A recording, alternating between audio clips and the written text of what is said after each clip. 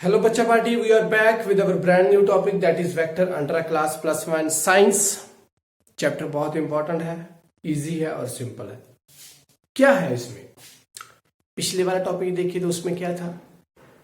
That we are specified with a certain direction, with a particular direction. वो हमें given था, एक specific direction की और हमने काम करने थे, वो हमें गिवन था. बट नाउ अभी क्या होगा, जब जब हम आगे आगे बढ़ेंगे अभी इस प्लस वन साइज में, तो पिछले वाले में एक बार देख लिया हल्का सा बेटा, क्या था? कुछ ऐसे था, नेगेटिव एक्स एक्सिस की ओर, पॉजिटिव एक्स एक्सिस की ओर, पॉजिटिव वाई एक्सिस की ओर, नेगेटिव वाई एक्सिस की ओर. कुछ ऐसे डायरेक्शंस हमें गिवन थे जिनकी ओर हमने मोशन प्रोवाइड करना था. हम वर्क डन कर रहे थे, जो कैसे भी फोर्स लग रहा था, कुछ भी हो रहा था, तो मोशन कुछ in specific direction straight line की ओर आ रहा था. बट बेटा जी अब क्या होगा? Motion in a plane. अब किसी प्लेन की ओर हम काम करेंगे, मींस किसी प्लेन के ऊपर हम काम करेंगे. प्लेन का मतलब जैसे ये कोई प्लेन है तो उसमें क्या होगा बेटा जी? एक्स और वाई दोनों डायरेक्शन हमें स्पेसिफाइड होंगी. तो इसका मतलब इस पूरे एक्स और वाई दो पूरे प्लेन के ऊपर किसी भी और वर्क डन हो सकता है, किसी भी और मोशन आ सकता है.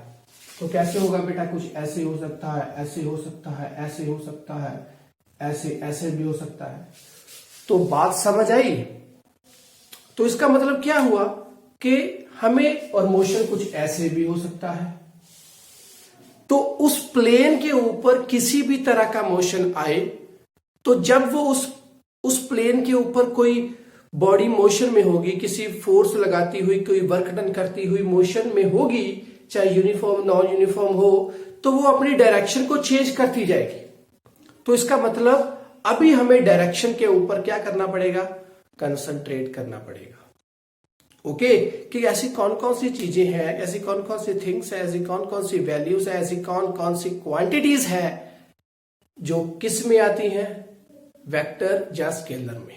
तो उनको पहले पढ़ना पड़ेगा. आपने 9th में पढ़ा होगा, scalar quantities are those quantities which are having only the magnitude and they are not having any direction. And in vector we are having direction, we are having magnitude. Okay, so इसका मतलब क्या हुआ बेटा? जो scalar है वो vector नहीं बन सकती. इसका मतलब क्या हुआ कि जो वेक्टर है वो तो स्केलर बन सकती हैं. ओके, बट जो स्केलर है वो कभी वेक्टर नहीं हो सकती. बात समझ आई? क्योंकि स्केलर और वेक्टर दोनों में क्या था? इसमें मैग्नीट्यूड भी था and only magnitude. We are having only magnitude in this. But in vector we are having magnitude and direction both. तो इसका मतलब मैग्नीट्यूड है, तो इसका मतलब स्केलर वेक्टर के अंदर आ सकता है, बट वेक्टर कभी भी स्केलर नहीं हो सकता. समझिए बात? तो इसका मतलब क्या हुआ बेटा जी कि हम स्पीड, जो स्पीड है वो क्या है? स्पीड मीन्स किसी भी और का वर्क, किसी भी और की स्पीड, किसी भी डायरेक्शन की तरफ की स्पीड. तो वो स्पीड जो है, गाड़ी की जो मोशन की स्पीड है, वो वेक्टर में आ सकती है. हाँ आ सकती है क्योंकि वो स्केलर है. बट जो वेलोसिटी होगी वेक्टर की वो कभी स्केलर में नहीं आएगी. समझे बात? क्योंकि इसके अगर मैं किसी मोशन की बात करूं तो उसकी कोई ना कोई स्पीड वेलोसिटी होगी. तो जब मैं स्पीड की बात करूंगा तो वो किस में आएगी बेटा जी? स्केलर में आएगी. और जब मैं वेलोसिटी की बात करूंगा तो वो बेटा जी किस में आएगी? वेक्टर में आएगी.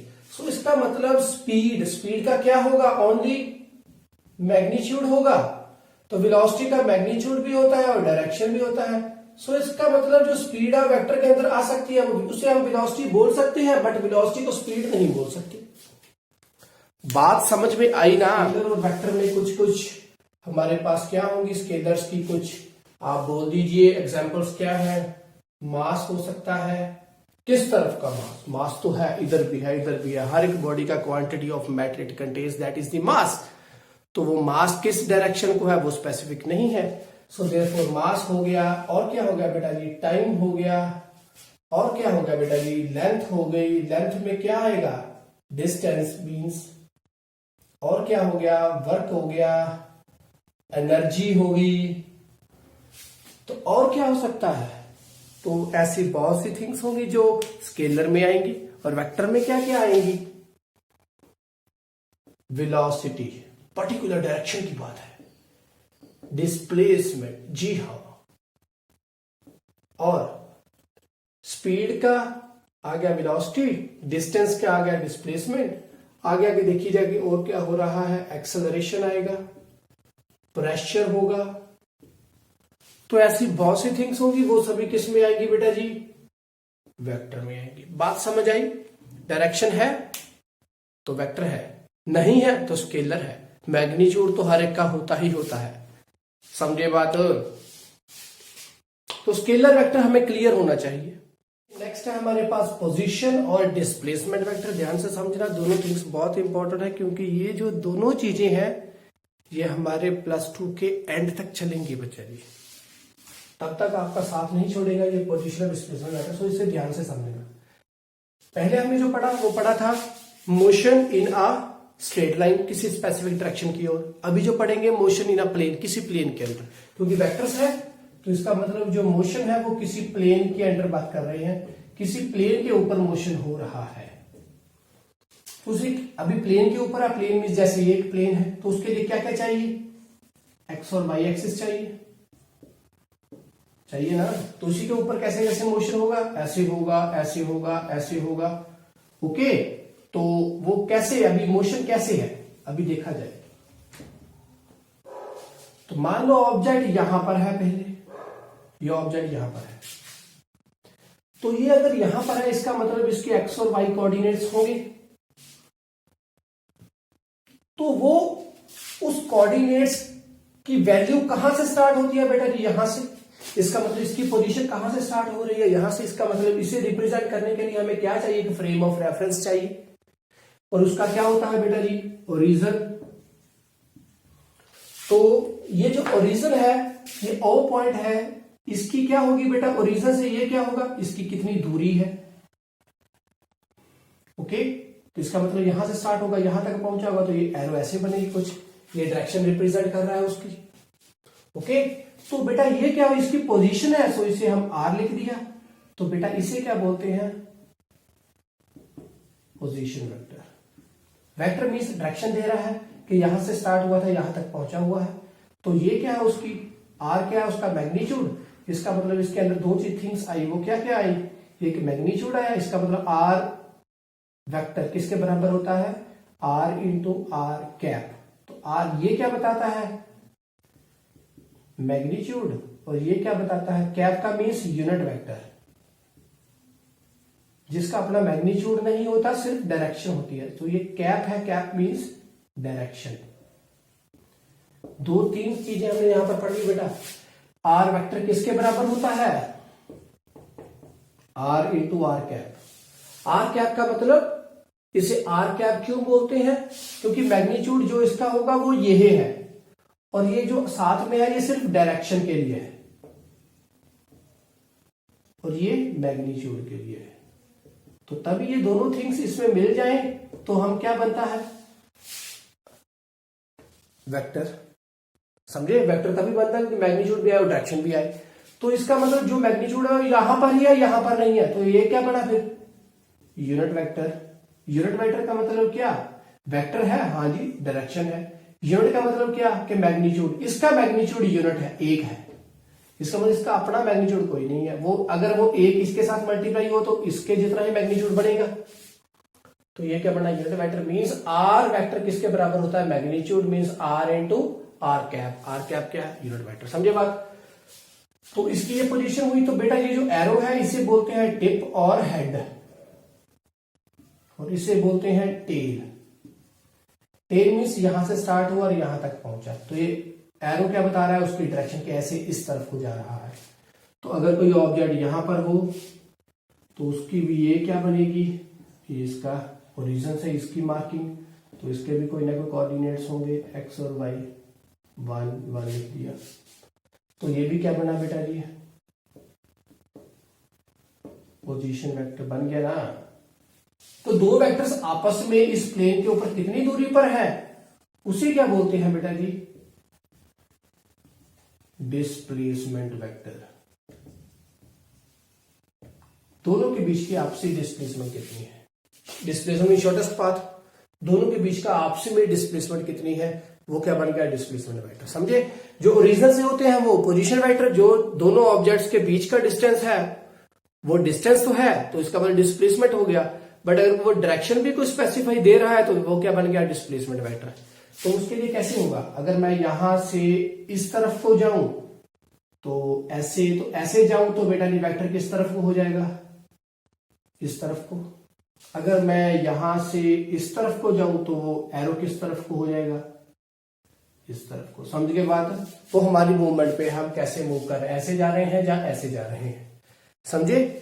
अगर मान लिया जाए कि ऐसे जा रहे हैं जैसे अभी ये बना है, तो ऐसे इधर को गए, यहां से इस तरफ को गए, तो घूम कर कैसे गए, ऐसे, तो यहां से सीधे ही ऐसे पहुंच गए, तो ये क्या बन गया, एक तरह की उसका रिजल्टेंट। किसका रिजल्टेंट, इतना यहां तक पहुंचना, यहां तक था, ये डेस्टिनेशन था,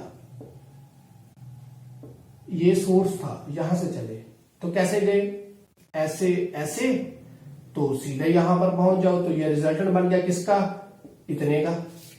और अगर यहां से मैं बेटा ऐसे इस तरफ को एरो गया, तो आगे यहां से मैं इस तरफ को गया, तो ऐसे चलकर ऐसे यहां तक पहुंचे, तो ऐसे सीधे इधर पहुंच जाओ, तो ये क्या बन जाएगा फिर, रिजल्टेंट। बात समझ आई जो मैंने बोला चाहा, जो मैं थिंग्स बता रहा हूं वो क्लियर हो रही है बेटा जी। रिजल्टेंट किसे बोलते हैं, मान लो यहां पर मैंने पहुंचना है, यहां पर पहुंचना है, अगर मैं यहां से इधर गया, इधर से इधर गया, तो मैं सीधा ही ऐसे पहुंचा तो वो रिजल्टेंट बन गया, ठीक है।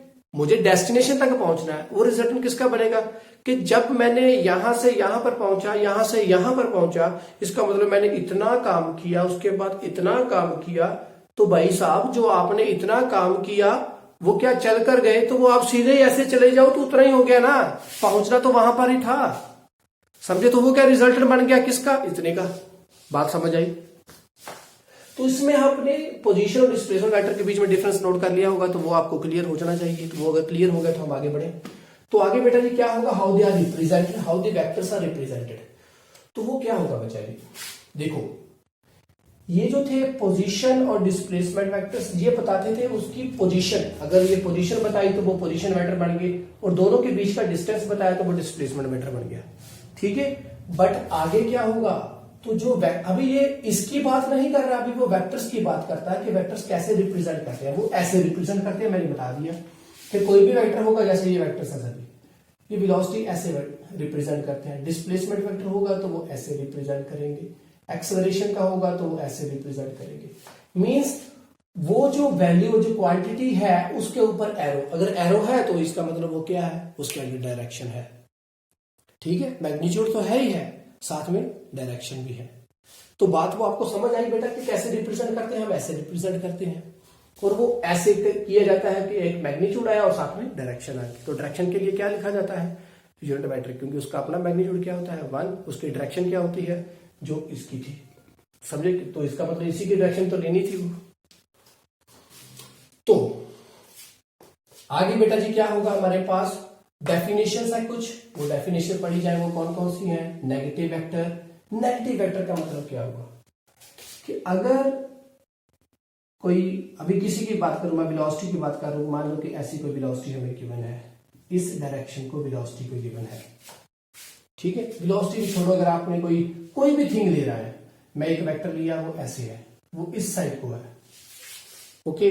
तो वो बोल रहे हैं नेगेटिव वेक्टर, उसका नेगेटिव, अब ये ऐसे था, उसका नेगेटिव क्या होगा, डायरेक्शन उसकी, इसका मतलब नेगेटिव साइन क्या रिप्रेजेंट करेगा, डायरेक्शन। इस वेक्टर का ऑपोजिट, तो वो क्या बनेगा, नेगेटिव वेक्टर, ओके। समझ लगी बेटा जी, नेगेटिव साइन आगे आ जाएगा तो वो क्या बनता है उसका, नेगेटिव वेक्टर। तो नेगेटिव वेक्टर समझ आया बेटा जी क्या था। नेक्स्ट है equal vectors. Equal vectors means दो वेक्टर्स जिनकी डायरेक्शन भी सेम हो और मैग्नीट्यूड भी सेम हो, तो उसके लिए क्या होगा, ऐसे एक, ऐसे दो, डायरेक्शन भी सेम, जी हाँ इसी तरफ को, तो मैग्नीट्यूड भी सेम, जी हाँ जितना इसका था उतना ही इसका है, तो समझ लगी उसे क्या बोलते हैं, इक्वल वेक्टर्स। अगला है collinear vectors. Collinear vectors means कि linear means line wise, linear समझते हैं हम line wise. Co common line, co means common, तो लीनियर मींस लाइन। तो वो मैग्नीट्यूड्स ऐसे हो जाए, ऐसे हो जाए, ऐसे हो जाए, जहां ऐसे हो जाए, जहां ऐसे हो जाए, ये सभी क्या हो गया आपस में एक दूसरे के साथ कोलिनियर। इसका और होना क्या चाहिए, लाइन में सेम होना चाहिए, मैग्नीट्यूड ज्यादा हो कम हो। अभी ये एक ए वेक्टर है, ये बी है, ये सी है, ये डी है और ये ई है, और सभी क्या है बेटा जी, कोलिनियर है। कैसे मींस दो उन सभी स्ट्रेट लाइन में है, एक दूसरे का साथ लीनियर में है, पैरेलल लाइंस में है। ओके, तो ये एक वेक्टर हो गया, तो इसका मैग्नीट्यूड इतना है, इसका मैग्नीट्यूड इतना है, बट ये लाइन सेम है, मींस पैरेलल लाइंस में है। तो ये क्या हो गया बेटा जी, कोलिनियर।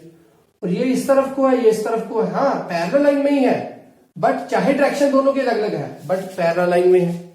तो ये वाला भी क्या होगा, हाँ जी पैरेलल लाइंस में है, चाहे डायरेक्शन अलग है, मैग्नीट्यूड सेम हो ना हो, डायरेक्शन एक की इस तरफ को दूसरी के ऑपोजिट हो चलेगा, बट लाइंस क्या होने चाहिए, पैरेलल होनी चाहिए। तो वो क्या होगा बेटा जी, कोलिनियर वेक्टर्स।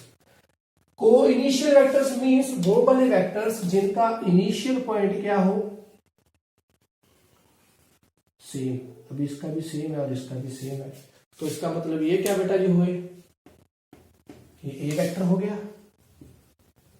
ये बी होगा, तो इनका इनिशियल पॉइंट सेम है, तो ये क्या बने बेटा जी, को initial vectors. Common initial vector, initial वाला पॉइंट कॉमन चाहिए। Coplanar, coplanar means common plane होना चाहिए। कैसे होगा, ऐसे हो जाए, ऐसे हो जाए, ऐसे हो जाए, ऐसे हो जाए, ऐसे हो जाए, ऐसे हो जाए। प्लेन जो है वो कॉमन होना चाहिए, किसी भी तरफ को हो वो कोई जरूरी नहीं, वो कोई इंपॉर्टेंट नहीं है। प्लेन जिस प्लेन के ऊपर हो वो सेम होना चाहिए, समझ के बाद। ऐसे ना हो कि एक इधर को हो तो एक इससे इधर को हो, नहीं, प्लेन सेम चाहिए, समझे। उसके बाद आता है बेटा जी जीरो वेक्टर। जीरो वेक्टर क्या होता है, वो कोई ऐसा वेक्टर जिसका मैग्नीट्यूड क्या हो, जीरो, बट कोई भी आर्बिट्रेरी डायरेक्शन हो, कोई भी डायरेक्शन हो, बट उसका क्या हो, मैग्नीट्यूड जीरो। संभव है नहीं है। तो सुनिए कैसे, जैसे इसी वेक्टर की बात कर रहा हूं कि अगर कोई हमारे पास ये वेक्टर है, तो इस वेक्टर का बेटा जी मैग्नीट्यूड तो हो ही ना, और साथ में क्या हो, डायरेक्शन हो बस, और मैग्नीट्यूड ना हो, उसे बोलते हैं जीरो वेक्टर। और वो कब आता है बेटा जी, जब एक ये वेक्टर और एक ये वेक्टर, दोनों का क्या क्या है, कोई वेक्टर। बेटा वेक्टर का मतलब क्या है, मैग्नीट्यूड है इतनी दूरी है, डायरेक्शन बता रहा है इस तरफ को है, इतनी दूरी है, डायरेक्शन बता रहा है इस तरफ को है। इसका मतलब ये किस वेक्टर की बात कर रहा है, डिस्प्लेसमेंट वेक्टर्स की बात कर रहा हूं, डिस्प्लेसमेंट्स है। तो ये पॉजिटिव 10 मीटर है, ये नेगेटिव 10 मीटर है।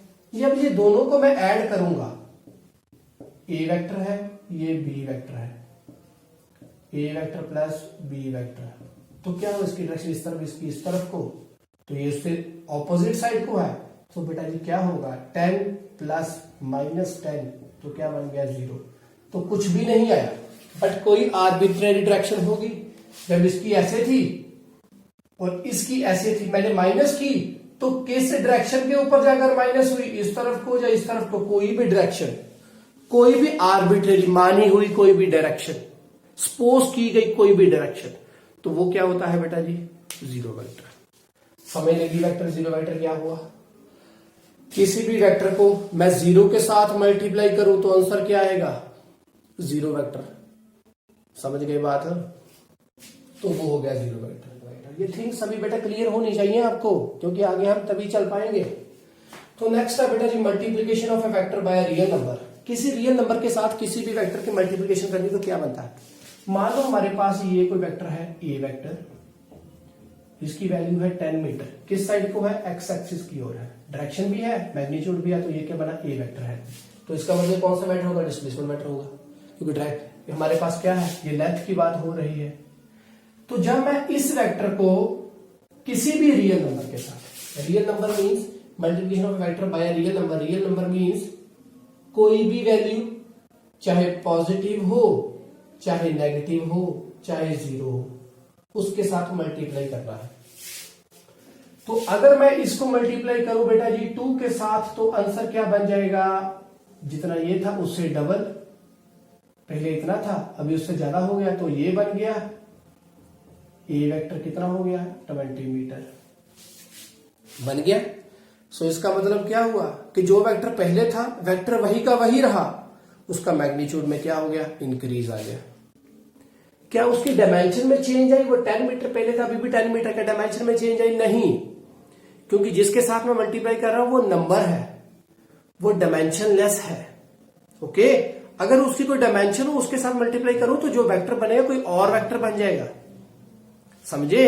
तो पर यहां पर क्या है हमारे पास कि हम किसी रियल नंबर के साथ मल्टीप्लाई कर रहे हैं जो प्लस है माइनस है या जीरो है, रियल नंबर कोई भी। तो अगर मैंने इसको इसके साथ मल्टीप्लाई किया और ये पॉजिटिव नंबर है इसके साथ मल्टीप्लाई किया तो आंसर आ गया 20 मीटर। इसका मतलब जो उसकी मीटर थी वही मीटर इसके साथ मल्टीप्लाई किया तो डबल मैग्नीट्यूड हो गया, बट वेक्टर वही का वही रहा। बट अगर मैं इसका मतलब जो डायरेक्शन पहले थी वही डायरेक्शन रह गई, बट अगर मैं इसको मल्टीप्लाई करूं -2 के साथ, वो भी तो नेगेटिव है, वो भी तो एक रियल नंबर ही है, तो उसके साथ मल्टीप्लाई करूंगा तो बेटा जी क्या बनेगा, अभी ये इतना इधर को था उसके साथ माइनस किया तो इतना मतलब डबल किधर हो गया दूसरी साइड को, डबल दूसरी तरफ को हो गया। तो इसका मतलब बेटा जी क्या बना कि डायरेक्शन क्या हो गई रिवर्स।